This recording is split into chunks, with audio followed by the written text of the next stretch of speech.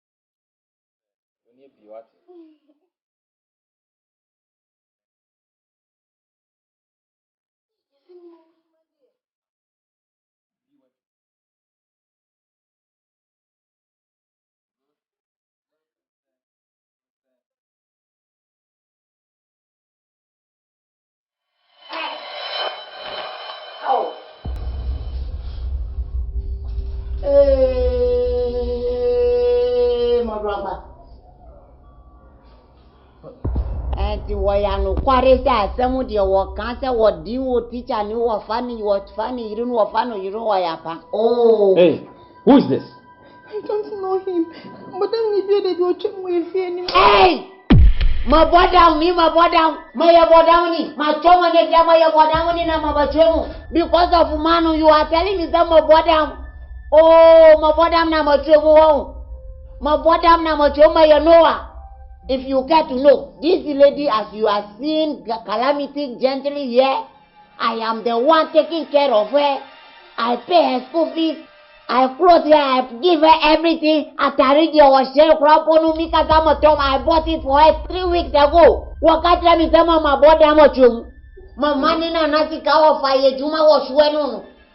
Is it true? No, is it true? No, I don't know him.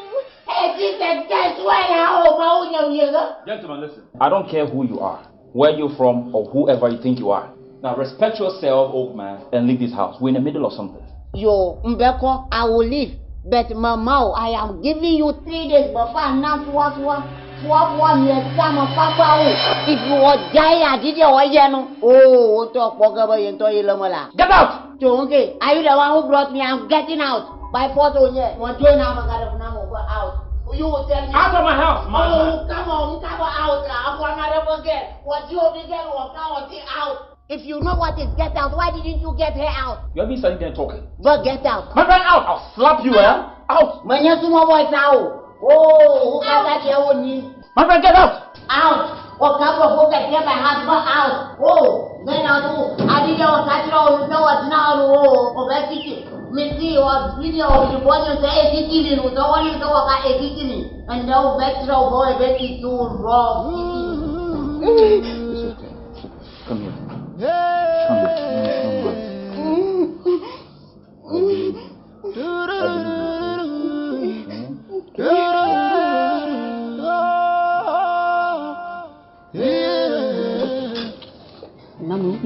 Ya, which is one year to Sunny. We back. Which is ah, giant talk crowd. They say they didn't know some store be cracked, man. Anyway, it's all the buy, yes. At this time, Chiao. Maybe also. Ayo, oh, Bano away. Hey, well, oh, how do you see a whoopee? What you are quite? What PM is what P? Oh, Tama Bisani, Mabisata, Bidia Masumano, so Koto, Adi Bremi, and Namasumano, so course you are now a fire, Jaffrey, Fomu Bremi, was Sumano no quite. Just a Panamon, baby, Anna. Monkey. You want nimbe video or quan them better over video or Saticha Nibina or Bakromo or Yanu Hublo ni Jaflo Kunu Sablo ni Jaflo Kunu Australia or Yanu Banu or Onomo or Fano Tuni Nasu or Bubono to say Gori to say Bachi Modi say Lako Miame Alako Mia Maho Onomo. Papa, what already? Machumuna Mahunu. If you not get it done, Bungramano, we then out trim here. Eh? So what coming us one who not all China, dear? Sana watch that here. What I did, Madame Nico, who are fun to tune as or Miano, no, Kaja, without Rena. I am.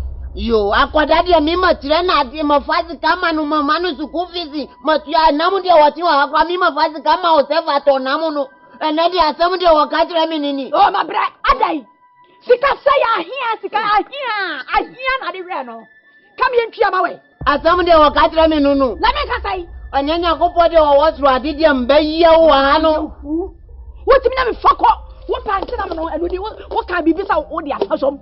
I fuck a kite. You. Una obey him Bayani Pabonio. Let me say, Obedium, oh, Matonji of Amakodamati, Matonji of Amakodamati. Yea, I do another was here. Why any Pabonini and Damakato, who are any Pabonini? Who are any Pabonini lao? You are sickly. When you would in the Kapalawe was size was so banal. Another Catram Sandy says now, Aban. Yeah, was so banal. A friend and a son Abba. A friend and a size Abba. What Catram is there? Oh, hey, Mammy Castle, what are you in the size? Teacher, and I am a bad size. As in a slow one, dim slow. And you are far of Fabina or Dadamino, Obama Subaila. Oh, that I will go before anyone. Oh, yes, I come before Papa. And I'm a good animal, and I'm a good one. Cocono, come on. Now, baby, I didn't back who said, who would your quadron so quite run crab with that friend now? Ne son amaba to say, whoa, yeah, we are title. We are size. Foolish. You the bloody fool. Nonsense. So, better up mine. Papa will cry, dear Sucrania. Make a cabinet. Make a cabinet.